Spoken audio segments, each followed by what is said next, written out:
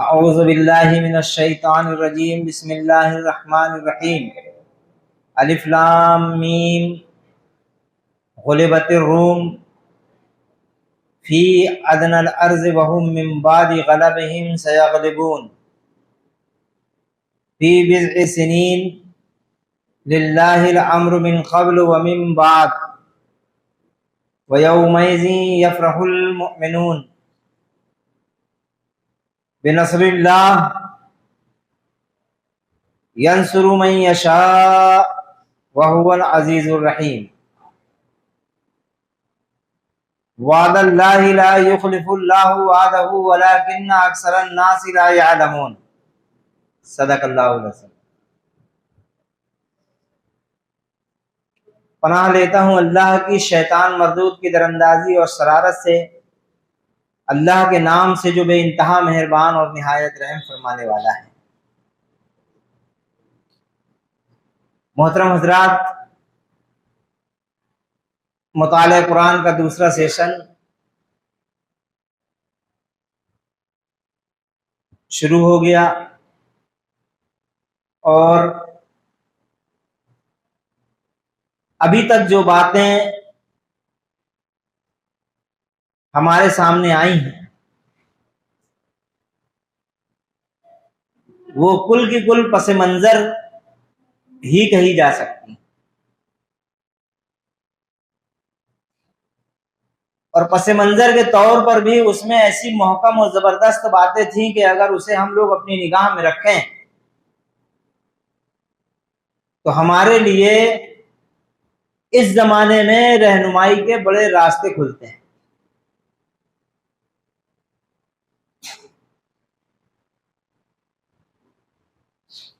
الفاظ اللہ تبارک و تعالیٰ کے ہیں،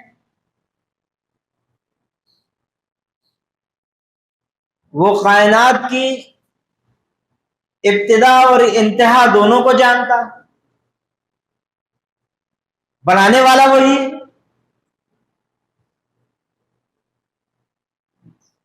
اس دنیا کے اندر کب کون سی چیز رونما ہوگی اسی کے حکم سے ہوگی۔ کائنات جس کی ہے حکم اسی کا چلے گا۔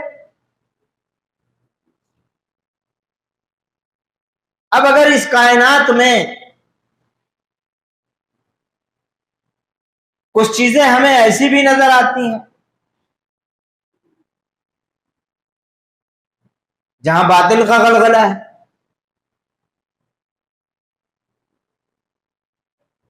اہل ایمان پر یورش ہے، ان کی زمینوں کو تباہ کیا جا رہا ہے،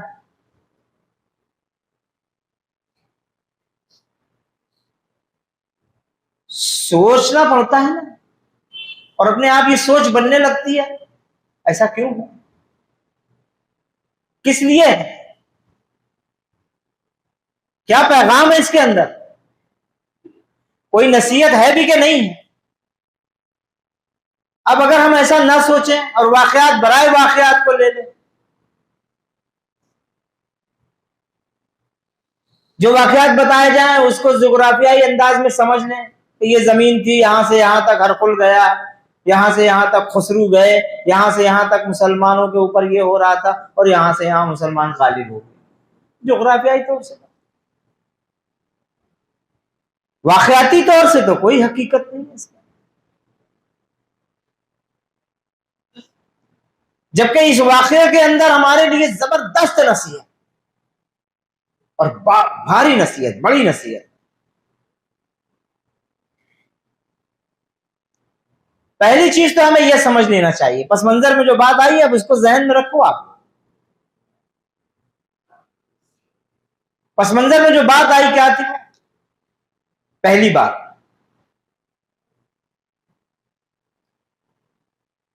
کہ تمام تر مشرکین کی ہمدردیاں مجوسیوں کے ساتھ، اور تمام تر مسلمانوں کی ہمدردیاں اہل کتاب کے ساتھ، یہی تھی۔ تو پہلی چیز ہمیں سمجھ میں آئی واقعاتی طور پر کہ شرک اور کفر ہر دور میں وہ ایک ملت ہوتے ہیں.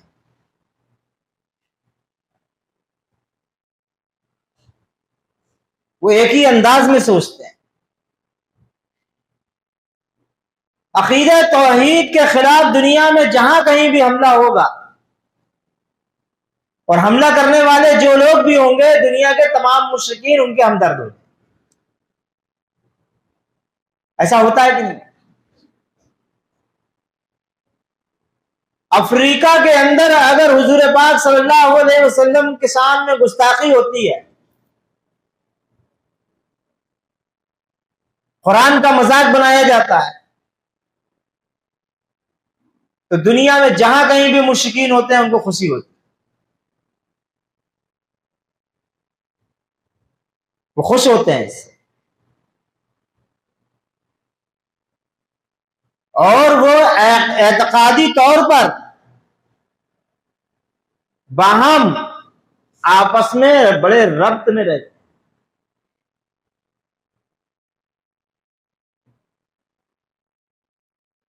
پوری دنیا میں اگر کہیں مشرکین غالب آ جائیں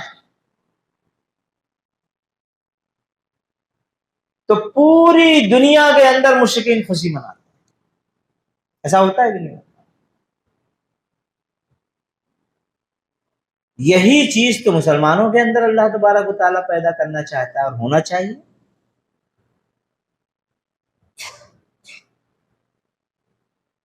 تو معلوم ہوا کہ مسلمانوں کی جو ہمدردیاں تھیں اہل کتاب کے ساتھ، وہ اس وجہ سے تھی کہ وہ اہل توحید سمجھے جاتے اور اہل کتاب جانے جاتے، اللہ اور اس کے رسول کے ماننے والے تھے، اس لیے ان کی ہمدردیاں ان کے ساتھ. معلوم ہوا کہ دنیا میں ہمیشہ دو ہی پارٹی رہے، یا حزب اللہ یا حزب الشیطان، تیسری کوئی چیز.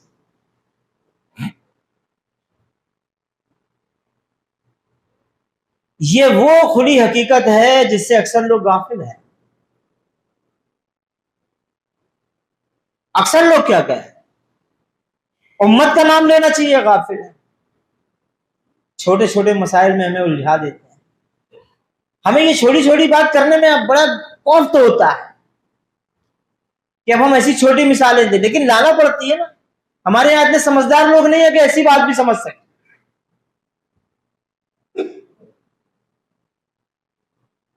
ملت جو ہوتی ہے وہ ایک الگ انداز ہے اس کا، وہ حزب اللہ ہے،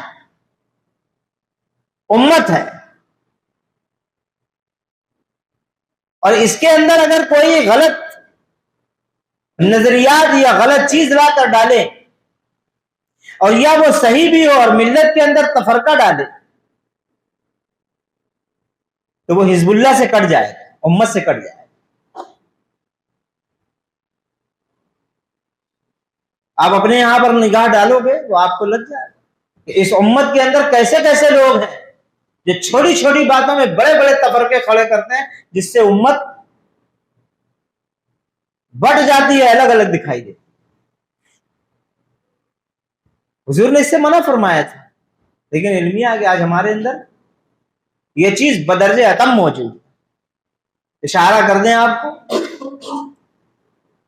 جو فرقے کا روزہ ہے وہ 3 منٹ پہلے کھل جاتا ہے، اور جو امت کا روزہ ہے وہ 3 منٹ بعد کھلتا ہے.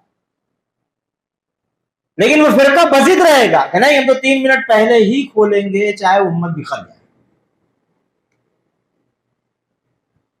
ہے نہیں ایسا؟ اور شرم نہیں آتی لوگوں کو، 500 آدمی کی محفل میں بیٹھے ہوئے ہوں اور وہاں 5 آدمی اس فرقے کے بیٹھے ہوئے ہوں، تو وہ 5 آدمی وہ 500 آدمی کے مقابلے میں افطار کر لیں گے. نظریں نیچے، ایسا لگے گا جیسے چوری کا افطار کر کے کھا رہے ہیں. نظریں نیچے کیے رہیں گے، جو ہے کسی کی طرف نہیں دیکھیں گے، 3 منٹ پہلے افطار کر لیں گے. یہ حالت ہے. یہ کیا ہے؟ یہ امت سے ہٹ گئے نہیں ہٹے؟ ہے تفرقہ کہ نہیں تفرقہ ہے؟ اتحاد تو عظیم چیز تھی نا. ارے جس میں ہمارا اتحاد ہے اس کو تو باقی رکھو. ٹھیک ہے، شرک ہے، کہیں مشرکانہ عقیدے ہیں، کہیں بدعتیں اور خرافات ہے کہیں اس کے خلاف بولا جائے گا. اس میں کون سی بدعت اور شرک اور کفر ہے؟ یہاں تو اتحاد ہے, یہاں تو دنیا کی نگاہ میں اتحاد باقی رکھو. لیکن نہیں ہوگا کہ جب آدمی اصل حقیقت کو, اسلام کی اصل حقیقت کو, اس کے نظریے کو, اس کی بنیاد کو نہیں سمجھتا ہے تو وہ اسلام کے نام پر ہی تفرقے کھڑا کرتا ہے, اور پھر وہ فرقے بڑے بڑے نقصان پہنچاتے ہیں. اس بات کو سمجھنے کی ضرورت. ہمارا اتفاق بھی پڑ جاتا ہے کہیں. عام دنوں میں تو ہم کہیں پر بھی نماز پڑھ لیتے ہیں, اور اللہ کا احسان ہے ہم کہیں بھی پرہیز نہیں کرتے, ہر جگہ نماز پڑھتے ہیں. لیکن اگر کہیں اس طرح قوم سے ہٹ کر, ملت کے اتحاد سے ہٹ کر تفرقہ کرنے والے لوگ موجود ہوتے ہیں تو 5 آدمی جو روزہ کھول لیا تو ہم ان کے پیچھے نماز نہیں پڑھتے, اور لوگوں کو منع کرتے ہیں کہ ان کے پیچھے نماز پڑھو. یہ 5 ملت سے ہٹ کر کے روزہ کھولا ہے نا, انہی 5 آدمی کو الگ نماز پڑھنے دیں, ان کے ساتھ اس جگہ پہ نماز بھی نہ پڑھو اگر ایسا کہیں سابقہ پیش ہے. نہیں پڑھنا چاہیے. وہ 5 آدمی تھے نا, 500 آدمی کے مقابلے میں روزہ کھول دیا تو پھر وہ ہماری امامت کیسے کرے گا؟ یہ حال. اور پھر معاملہ یہ ہے کہ انہی کے اگر 3 مسجدیں ہیں تو 3 پرچے نکلتے ہیں, تینوں میں الگ الگ ٹائم. اب بتائیے آپ 15 آدمی ہیں, اس میں بھی اتحاد نہیں ہے, یہ امت کو کیا اتحاد ملا ہے؟ یہ ہے وہ حالت. یہ چھوٹی سی باتیں ہیں, ہم لانا نہیں چاہتے ان باتوں کو, لیکن ہمیں لانا اس لیے پڑتا ہے کہ اگر آپ نہیں لاؤ گے تو امت نہیں بن پاؤ گے, ہمیشہ تفرقے میں پڑے رہو گے. آپ کو امت بننا ہے, آپ کو نکلنا پڑے گا ان سب تفرقے بازیوں سے, سمجھانا پڑے گا لوگوں کو. اگر آپ نہیں سمجھائیں گے تو یہ امت تباہ ہو جائے گی. چیز تو یہ ہے. 1400 سال گزر گئے,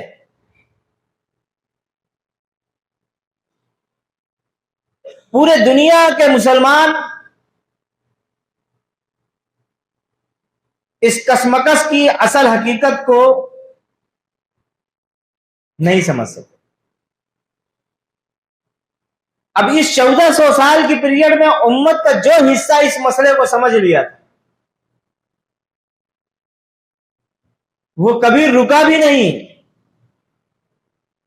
ہمیشہ اسلام کے کلمے کے لیے جدوجہد جاری رکھا. اس کے ساتھ کچھ بھی ہوتا رہا, کیسی بھی آزمائشیں آتی رہی, ساری چیزیں لٹا کر کے بھی وہ اس چیز پر گامزن رہا. اور نتیجہ کیا ہوا کہ اس 14 سال کے نصیب و فراز میں ہم دیکھتے ہیں کہ جو لوگ بھی دنیا کے اندر ملت کے ساتھ کھڑے ہوئے اور پھر انہوں نے کھڑے ہو کر کے اس کام کو انجام دیا, اللہ تبارک و تعالیٰ نے انہیں اس زمین کے اوپر غالب کیا. 800 سال تک حکومت کی زمین کے الگ الگ حصوں. لیکن اسی 1450 سال کی تاریخ کے میں ایسے بھی نصیب و فراز ہیں کہ جہاں امت کا تصور ڈھیلا ہوا, گروپ بندیاں ہوئیں, فرقے بندیاں ہوئے تو تباہ ہو گئے. بڑی بڑی سلطنت ہماری تباہ ہو گئی, ٹکڑوں میں ہم تبدیل ہو گئے, اور حالت یہ ہو گئی کہ دنیا کے اندر اتنا ذلیل کیے گئے کہ جو قوم سور اور بندر بنائی گئی تھی اس قوم سے ہمیں پٹوایا اور پٹوایا جائے. کیوں ہو جاتا ہے؟ وہ اعتبار نہیں ہے, وہ توکل نہیں ہے, وہ یقین نہیں ہے جو حضرت ابوبکر صدیق رضی اللہ تعالیٰ عنہ کو یقین تھا. ابھی آئی نا پس منظر میں بات, کہاں ہے وہ یقین؟ مذاق اڑانے لگے کفار مکہ یہ بات سن کر کہ عنقریب یہ روم جو مغلوب ہوا ہے غالب ہو جائے گا, اور دور وہ ہوگا کہ مسلمان بھی خوشیاں منا رہے ہوں گے. مذاق اڑانے, اور مذاق اڑاتے ہوئے حضرت ابوبکر صدیق رضی اللہ تعالیٰ عنہ کے پاس بھی پہنچ گئے اور ان سے بھی کہا, دیکھا آپ کے صاحب نے کیا کہا؟ وہ کہتے ہیں کہ روم ایران پر غالب آ جائے گا, حالانکہ روم کو خود اپنے گھر میں جگہ نہیں مل رہی, اور یہ کہتے ہیں. کہا یقیناً حضور نے کہا ایسا؟ کہا ہاں یہی تو پڑھ کر سنا رہے ہیں وہ. کہتے ہیں قرآن میں نازل ہوا. حضرت ابو بکر صدیق رضی اللہ تعالیٰ عنہ کہتے ہیں اگر انہوں نے کہا ہے پڑھا ایسا تو یقیناً ایسا ہی ہوگا. تو یقین کرتے ہو تم بھی؟ ہاں یقین کرتے ہیں. شرط لگاؤ گے؟ ہاں لگا لیں گے. شرط لگا لیں. آ کے حضور سے بتانے لگے. ابھی حضور سے تو ملاقات نہیں ہوئی تھی, یہ آیت ابھی حضور کے زبان مبارک سے نہیں سنی تھی, مشرکین نے سنایا تھا حضرت ابو بکر صدیق. اب آ کے بتاتے ہیں حضور سے کہ وہ فلاں فلاں نے بتایا ہے یہ کہ عنقریب روم ایران پر غالب آ جائے گا. حضور نے کہا یقیناً آ جائے گا. تو کہا میں نے شرط لگا دی, کہ جاؤ شرط بڑھا دو, 10 اونٹ کو 100 اونٹ کرو اور 3 سال کو 10 سال کے اندر کی میعاد کرو. کریا ہے یقین. دیکھو پھر صرف حضرت ابو بکر صدیق رضی اللہ تعالیٰ عنہ کو یقین نہیں, تمام تر صحابہ کرام کو یہی یقین ہے. تمام مشقتیں کیسے برداشت کر لیتے اگر یقین نہ ہوتا. یقین نہ ہوتا کہ یہ قایت پلٹنے والی ہے, ایک طرف روم غالب آئے گا, دوسری طرف ہم غالب آئیں گے. اب یقین نہیں ہوتا تو کوئی صوبہ ابو طالب میں درخت کی پتیاں کھاتا, وہ تو مشرکین کے ساتھ جاتا. ارے لاؤ حلوہ پوری کھائیں گے یار, پلاؤ بریانی چھوڑ کے یہ کھانے جائیں, درخت کی پتیاں اور چھال کھائیں گے. وہ تو ادھر جاتا. جیسے آج کل ہمارا معاملہ, ہمیں اللہ پر یقین کہاں, اللہ سے زیادہ یقین تو ہم اپنے اسباب پر رکھتے ہیں, بلکہ اس سے بھی نیچے اتر چکے. وہاں یہ معاملہ نہیں تھا. ہم بار بار یہ بات کہتے ہیں کہ وہاں پر ایسے لوگ تھے, ان کے سامنے قرآن پڑھا گیا, حضور کی زبان مبارک سے کوئی بات نکلی, کوئی حکم آیا, دوڑ پڑے, سود و زیاں سے مبرہ ہو کر, فائدے اور نقصان کو چھوڑ کر. کبھی نہیں دیکھا فائدہ کیا نقصان کیا, یہ حکم آیا ہے. واقعہ ہے نا. حضرت بلال رضی اللہ تعالیٰ عنہ کو چھڑانے کے لیے گئے ہیں کہ آزاد کر دو بلال کو. وہ 50 غلاموں سے زیادہ کی رقم مانگ لیا اور حضرت ابو بکر دے دی. حکم تو ہے حضور کا. اور پھر وہ کہتا ہے کہ ابو بکر تم نے بڑا مہنگا سودا کر لیا, بہت مہنگا سودا کیا.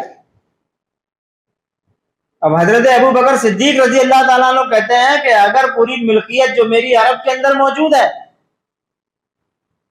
اور وہ پورے کاروبار کی ملکیت جو ہماری شام تک پھیلی ہوئی ہے اور شام میں موجود ہے, اگر تم وہ سب مانگتے تو بلال کے بدلے میں وہ سب دے دیتا. میرے نبی نے ایسا کہا ہے کہ بلال کو آزاد کرو, بس مجھے تو آزاد کرانا. ایسا حکم مانگتے تھے. مار کھا رہے ہیں, لہو لہان ہیں, حضور کے پاس آ گئے. اللہ کے رسول اب تو حد ہو گئی, دعا کریے مشرکین کے لیے. حضور نے کہا تم لوگ جلدی کرتے ہو, بہت جلد باز ہو. یقیناً اسلام غالب آئے گا اس سرزمین پر.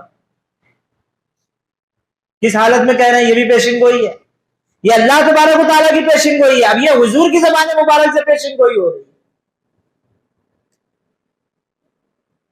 اب پیشن گوئی بھی کیا ہے؟ تم لوگ جلدی کرتے ہو. اسلام ضرور اس سرزمین پر غالب ہوگا. ایک عورت سنا سے حضرموت تک سونے کے سکے اچھالتے ہوئے جائے گی اور اس کو روکنے والا کوئی نہ ہوگا. اس کو کسی قسم کا کوئی ڈر نہیں ہوگا سوائے اس کے کہ کوئی درندہ راستے میں مل جائے, کوئی جانور راستے میں. صبر کرو تمہارے لیے جنت, لہو لہان ہے. زخم تازہ ہے. حضور کی زبان مبارک سے پیشن گوئی سنی, یقین اتنا پکا محکم, واپس چلے گئے.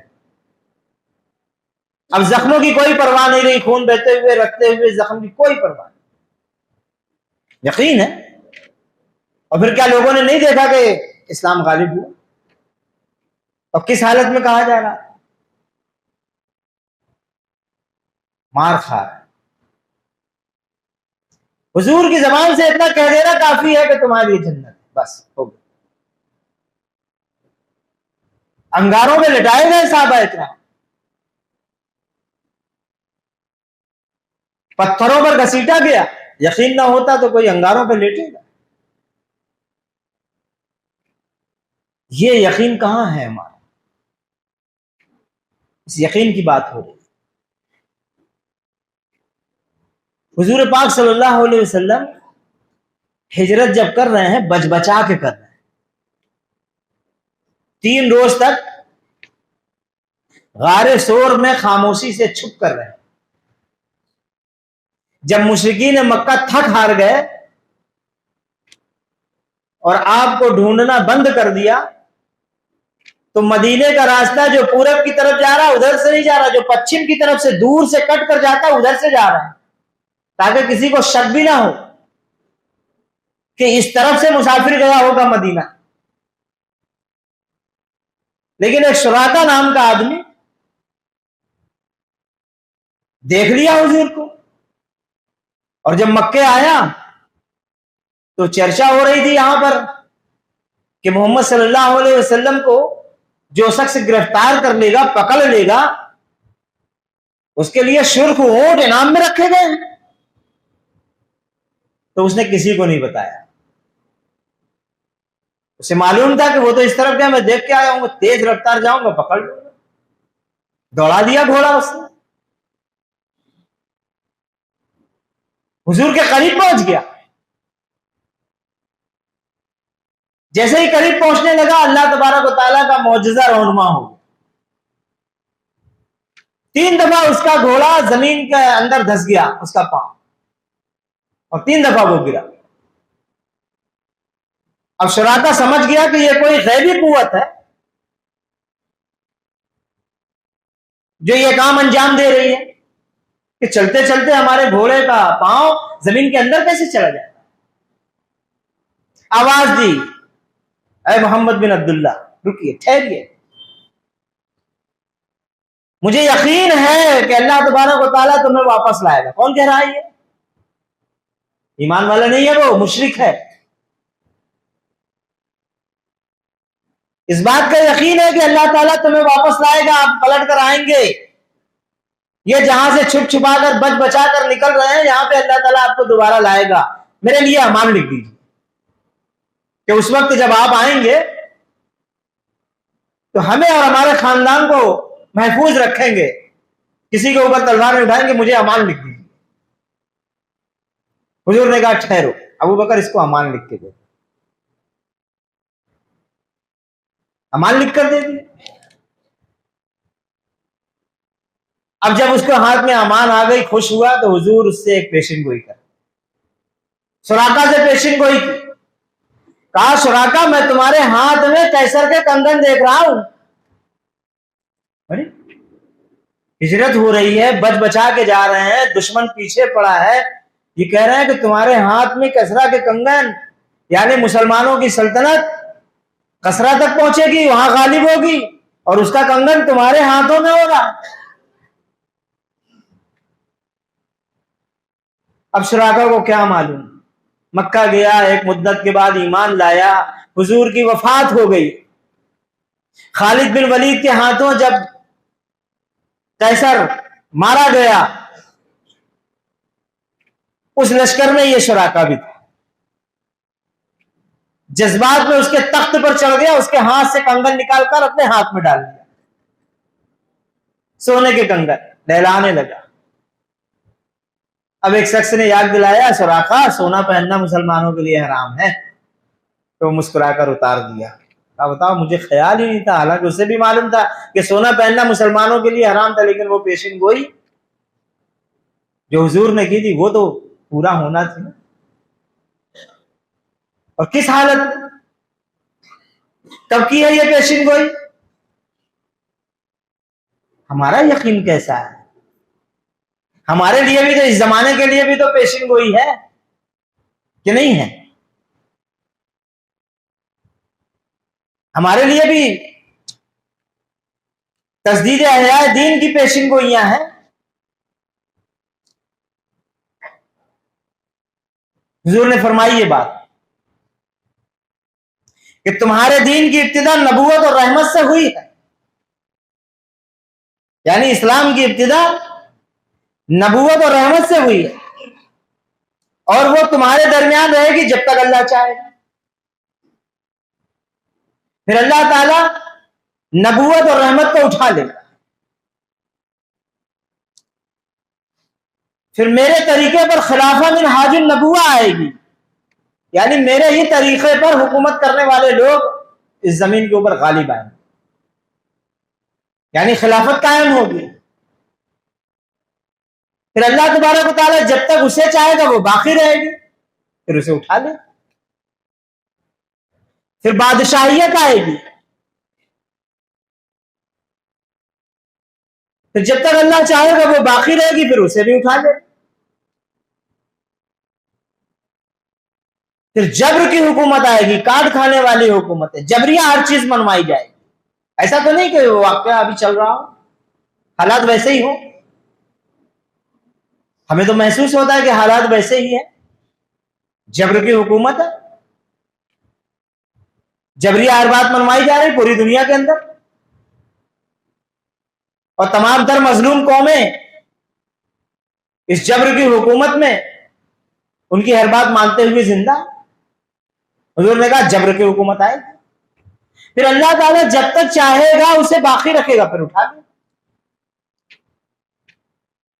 پھر کہا کہ اس کے بعد میرے ہی طریقے پر خلافہ من حاج النبوہ قائم ہوگی،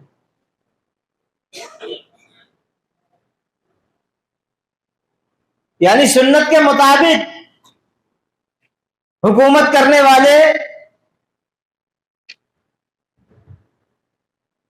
دوبارہ سے وجود میں آ جائیں، اور اسلام پوری دنیا میں پیر جما لے گا۔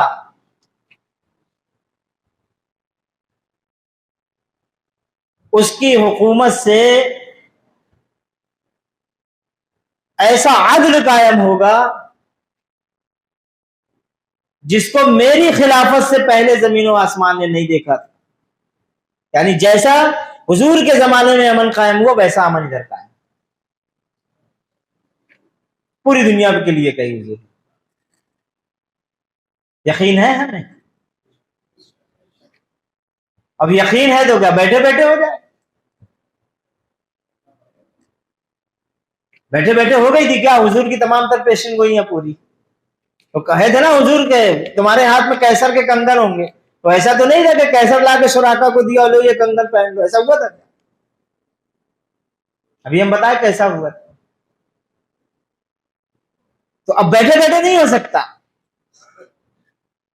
کہ ہم بیٹھے مسجد میں وظیفے چالو کر دیں اور زردہ اور پلاؤ اڑائے جائیں، اور وہ حکومت سجی سجائی جو ہے وہ باطل لا کے رکھ دے کہ اب آپ لوگوں نے بہت وظیفہ کر لیا، اب تو ہم لوگ اس سے گھبرا چکے ہیں، لیجئے یہ پوری امریکہ کی اور برٹین کی اور پوری دنیا کی سلطنت ہم سجا کے لے آئیں، تمام وظیفہ کرنے والے آ جائیں اور حکومت کریں۔ ایسا ہو گیا؟ اگر ایسا ہوتا تو ظاہر سی بات ہے علماء حق بھی لگ گئے ہوتے اس میں، لیکن ہم دیکھ رہے ہیں کہ علماؤں کی بہت بڑی تعداد جو ابھی بھی حق پر ہے وہ اس طرح کے وظیفوں پر ایمان نہیں رکھتی، وہ تو کہتی ہے کہ یہ چیز ہوں گی، اس کو کرنا پڑے گا، یہ پیشن گوئی ہے، حضور کرو گے تو ہو۔ ایک پیشن گوئی حضور پاک صلی اللہ علیہ وسلم کی تو یہ مکمل ہوئی کہ شروعاتی دور میں جبکہ ابھی اسلام مکے کے اندر بے یار و مددگار تھا، پیشن گوئی ہوئی عنقریب مسلمان خوشیاں منائیں گے، 10 سال کے اندر اندر وہ پوری ہو گئی۔ اب ایک پیشن گوئی 10 سال جب پورے ہونے کو ہو رہے تھے تو پھر اس وقت ہوئی. حضور پاک صلی اللہ علیہ وسلم کو خواب دکھ گیا کہ آپ عمرہ کرنے گئے ہیں.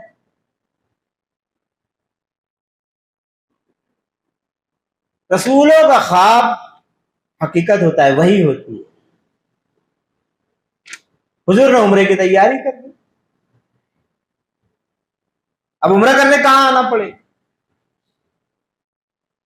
حرم مکہ آنا پڑے.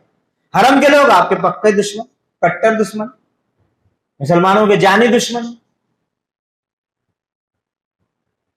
4 بڑی بڑی جنگیں ہو چکی ہیں مشرکین سے. بڑے بڑے سردار مشرکین کے مارے گئے ہیں. مشرکین کے سینے میں مسلمانوں کے خلاف آگ کی بھٹیاں دہک رہی ہیں.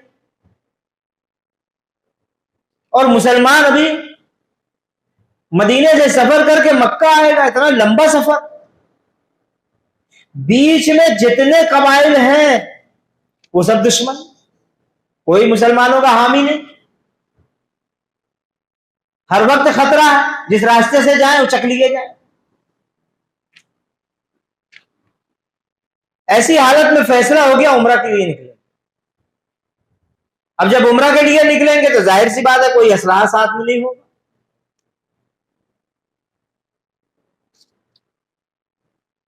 پھر منافقین کا کردار وہاں موجود ہے. سرگرم ہو گئے ہیں وہ پورے مدینے میں. ایسے حالات میں مشرکین بہت تیز، فاسقین بہت تیز اپنے کارندوں کا استعمال کرتے ہیں. ان کا کردار نمایاں کیا اللہ تبارک و تعالیٰ.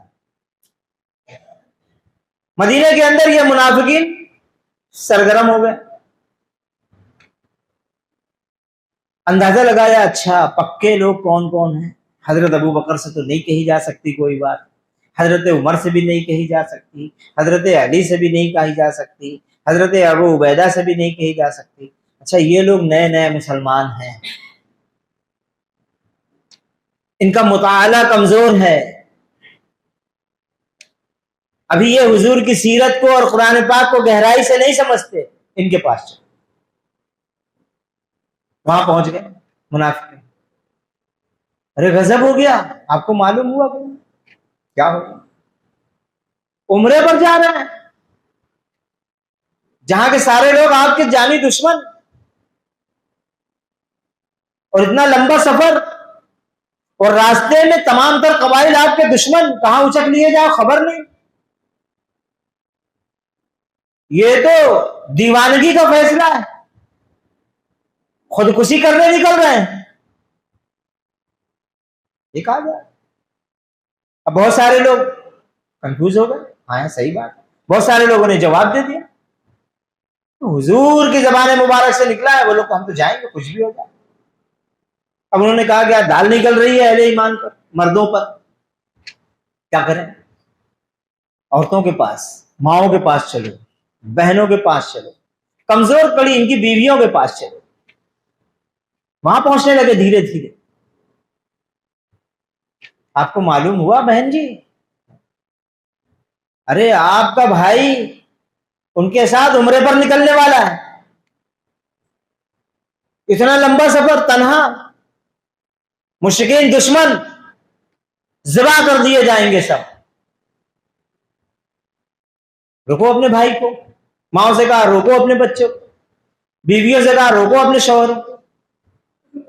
لیکن ایمان تو ایمان ہے، جب دل کے اندر وہ جگہ پا لیتا ہے تو پھر وہ چاہے منافق ہو یا فاسق ہو کسی کے بہکاوے میں نہیں آتا. حالات ہمارے یہاں بھی بنتے ہیں، منافقین ہمارے یہاں بھی سرگرم ہو جاتے ہیں. جیسے ہی کوئی حالات بگڑتا کرنے والے کتنے لوگ مل جاتے ہیں. دیکھو دیکھو سنبھالے رکھنا ہوتا ہے نا یہ. ارے وہ فلا فلا ان کے قریب مت جانے دینا، ایسا ہو جائے گا ویسا ہو جائے گا، یہ کہانی وہ کہانی. اور خاص طور سے وہ کمزور کڑی ڈھونڈیں گے، گھر پہ آ جائیں، آپ کی ماں سے کہیں گے، آپ کی بہن سے کہیں گے، آپ کی بیویوں سے کہیں. اور ہم لوگ چونکہ ویسا ایمان تو رکھتے نہیں ہیں جیسا صحابہ اکرام کا تھا. یا ان صحابیات کا تھا رضی اللہ تعالیٰ عنہ، ویسا ایمان ہماری ماں بہنیں بھی نہیں رکھتی، تو ہم لوگ کیا کرتے ہیں؟ شتر مرغ کی طرح اپنی منڈی ریت میں دبا لیتے ہیں اور سمجھتے ہیں کہ طوفان نہیں آ رہا، یہ کرنے لگتے ہیں۔ وہاں ایسے لوگ نہیں تھے، وہاں تو ماں بہنوں نے بھی جواب دیا کہ حضور کا حکم ہے تو وہ تو جائیں، اور ہم نہیں روک سکتے۔ اگر ایسی حالت میں مدینے پر حملہ ہو گیا تو کیا کرو گی؟ اللہ ہمارا حافظ ہے، ہم جب تک زندہ ہیں مقابلہ کریں گے، ورنہ سب کے سب شہید ہو جائیں گے۔ اللہ تبارک و تعالیٰ نے کہا کہ جو لوگ اس مہم پر نکلے اللہ ان سے راضی ہوا، وہ اللہ سے راضی ہوئے، اور ان کا اجر بھی ان سے کچھ کم نہیں ہے جو گھروں میں بیٹھنے والیاں تھیں۔ یعنی وہ لوگ جو مہم پہ نکلے تھے نا صلح حدیبیہ کے وقت عمرے میں، اس خطرناک مہم پہ جانے والے لوگوں کو جیسا اجر ان عورتوں کا بھی ہے جو گھروں میں بیٹھے۔ کیوں رہا؟ اس ایمان کی بدولت۔ اب حضور نکلے یہاں سے، راستے میں کوئی خطرہ ہزار ہونے کے باوجود لیکن پیش نہیں آیا، حدیبیہ کے مقام پر پہنچ گئے۔ اب مشرکین میں سے لوگ آنے لگے، ملاقات ہونے لگی، کئی قبیلے کے لوگ آئے، بات چیت ہونے لگی۔ حضور نے بتایا ہم لوگ عمرے کے لیے آئے۔ انہوں نے لڑائی پر اکسایا، نوجوانوں کو بھیجا کہ ان کے خیموں پر حملے کرو، پکڑ لیے گئے وہ سب، لیکن حضور نے کسی کے ساتھ بھی کوئی زیادتی نہیں کی، سب کو چھوڑ دیا اور کہا دیکھو ہم عمرہ کرنے آئے ہیں، ہمارے ساتھ یہودی کے جانور موجود ہیں، ہمیں عمرہ کر لینے تو ہم واپس ہو جائیں۔ انہوں نے کہا نہیں، ہم عمرہ نہیں کرنے دیں، ہاں کچھ معاہدے کر لیتے ہیں، اس معاہدے کے اوپر دستخط کر لو، آنے والے سال میں تمہیں اس کی اجازت۔ کیا ہوا کہ چلو بھائی ٹھیک ہے لکھ لو۔ اب لکھا جانے لگا معاہدہ، 10 سال تک ہم لوگ آپس میں جنگ نہیں کریں گے، ایک دوسرے کو اپنے دین کو پھیلانے کی پوری اجازت ہوگی، ابھی اس سال تم لوگ عمرہ نہیں کرو گے، آنے والے سال میں کرو گے، ابھی بغیر عمرہ کرے واپس جاؤ گے۔ ہمارے یہاں کا کوئی آدمی اگر مدینہ جائے گا تو تم کو واپس کرنا پڑے گا، مدینے کا کوئی شخص مکہ آ جائے گا اس کو ہم واپس نہیں کریں گے۔ ابھی معاہدہ لکھا ہی جا رہا ہے، ابو جندل نام کے ایک صحابی چلے آئے زنجیروں میں جکڑے ہوئے، انہوں نے کہا اللہ کے رسول صلی اللہ علیہ وسلم مجھے آزاد کرائیے، بے انتہا یہ ہم پر ظلم کرتے ہیں۔ صحابہ اکرام کے آنکھوں سے آنسو جاری ہو گئے، لیکن مشرکین میں سے ایک شخص نے کہا کہ معاہدہ لکھا جا چکا ہے۔ صحابہ اکرام میں سے ایک شخص نے کہا کہ بھائی ابھی سائن نہیں ہوئے، دستخط نہیں ہوئے ہیں، لیکن حضور نے فیصلہ کیا کہ نہیں معاہدہ تو ہمارے درمیان ہو گیا، لکھا جا چکا، لے جاؤ ابو جندل کو۔ لے گئے۔ اس واقعے نے حضرت عمر فاروق رضی اللہ تعالیٰ عنہ کے دل پر ایسا اثر ڈالا کہ آپ حضور کے پاس پہنچ گئے اور کہا کیا ہم لوگ حق پر نہیں ہیں؟ کیا ہمارا خدا خدا نہیں ہے؟ اللہ کے رسول نے کہا ہاں یقیناً یہ فتح ہے، سمجھ نہیں سکے لوگ، ہم تو خود دب کر معاہدہ کر رہے ہیں، ان کا آدمی ہمارے یہاں آئے گا تو واپس کرنا پڑے گا، میرا آدمی وہاں چلا جائے گا تو واپس نہیں ہوگا، بغیر عمرے کے لوٹ رہے ہیں، یہ فتح مبین کیسے؟ اس وقت لوگوں کے سمجھ میں نہیں ہے، لیکن یقین کیا کہ حضور کہہ رہے ہیں اللہ تعالیٰ نے یہ نازل کر دی اپنے کتاب کے اندر، تو یقیناً یہ ہوگی فتح مبین۔ ابھی 1 سال گزرا تھا کہ اس معاہدے کو توڑ دیا۔ اس میں ایک معاہدہ یہ بھی تھا کہ جو تمہارے ساتھ چاہیں، جتنے قبیلے، جو بھی قبیلہ تمہارے ساتھ چاہے، وہ تمہارے ساتھ رہنا چاہے وہ تم سے معاہدے کر لے، اور جو ہمارے ساتھ رہنا چاہے ہم سے کر لے۔ ایک قبیلہ مکے کا وہ حضور سے معاہدہ کر لیا کہ آپ کے ساتھ رہیں۔ یہ بات مشرکین مکہ کو بہت کھل رہی تھی، 1 سال بھی نہیں گزرا تھا اس کے اوپر حملہ کر دیا۔